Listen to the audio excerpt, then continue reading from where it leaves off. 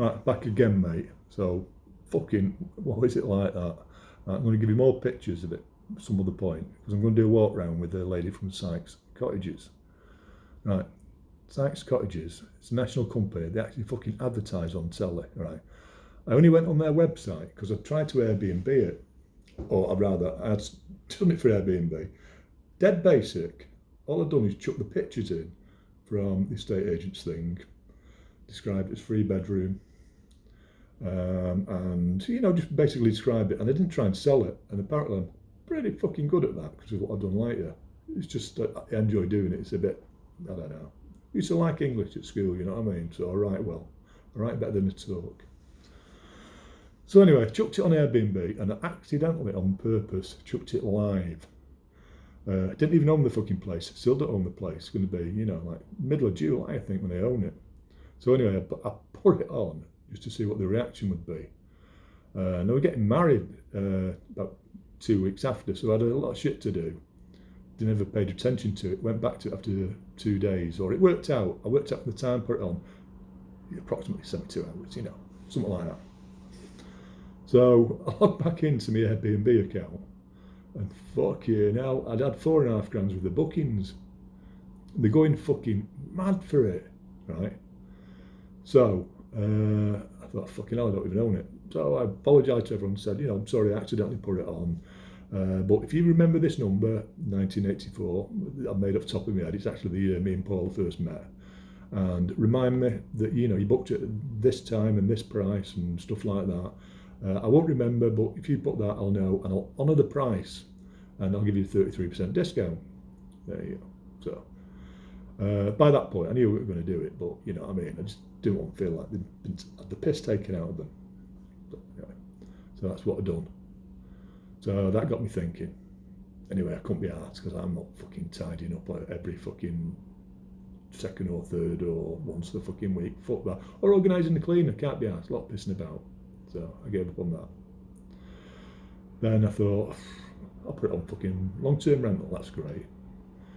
I had a word with a local estate agent, and he reckoned I'll get £900 a month all day of the week. They'll fucking snap my hands off for it. So that's 900 quid. Now, have I told you how much I paid for this? I've not. 168,000 because they had a bridging loan on it. Fucking dickheads. And they're on penalties of if they don't go by the middle of July, it cost them 1,200 quid in some fee and 900 quid a month or part of until they sell it. So if they don't sell it at that point, it's going to cost them over two and a bit grand. So that's why it's on so fucking cheap. I've had it independently valued by Country Homes in Gloucester, a bloke called Mike, who sold my house in Bredbury, sold my auntie's house up in Hadfield. He's a good guy. And I said, have I got that at a good price? Because I already fucking offered it, you know what I mean? I offered it as soon as I fucking heard it. So I tell you the story when we had the pint. And he said, how much a chance did you get paid for it? I said, 168. He said, fucking hell. Now, Mike is notorious for putting bottom end prices, and everyone goes, he sells too cheap. Nah. Mike sells at the right price. He puts them on fucking cheap, and then he talks them up, gets interest.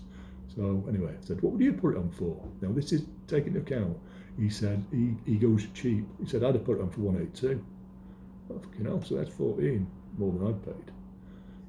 And I said, well, how much would you expect to get for it?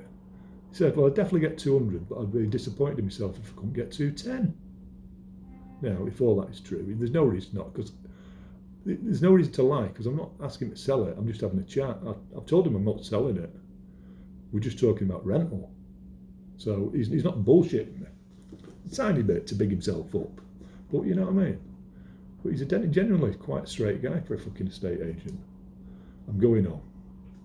So anyway, if it was 210 as a value, I've got it 42 less than he could sell it for, if that is a true value. Dubious myself. I definitely think 200, because I thought it was going to be about 250 when it went on the market. Anyway, so that's where I am. I've got a 24-year mortgage with HSBC, because you can do that now. You can do it past the age of 70 as long as you've got proof that you can fucking service the fucking mortgage. Now, as soon as I get that up and running and I get another mortgage and I can prove income from it, I can borrow for longer. Now, 90, 100. It's weird. You can do it. It's bizarre because they're not losing. You can do it.